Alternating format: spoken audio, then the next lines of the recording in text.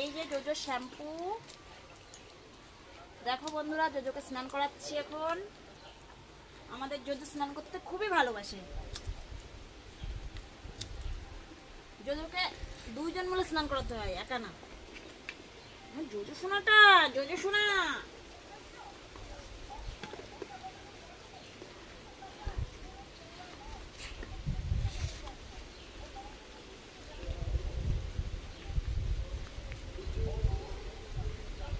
যাও। গরম লাগছে তোমার?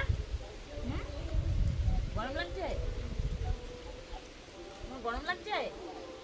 জোজোকে নিয়ে ঘুরতে যাব। ভাবলাম কি জোজোকে না ঠাকুরনগর মেলায় যাবো, একটু স্নান স্নান করে নিয়ে আসবো। হলো না রে।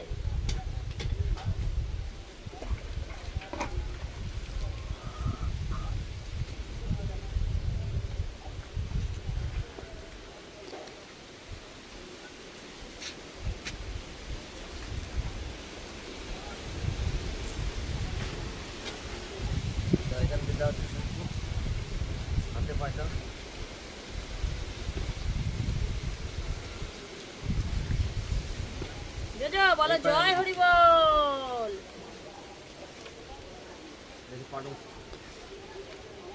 আজকে আমাদের জোজোরে স্নান করাচ্ছি, জয় হরি বল।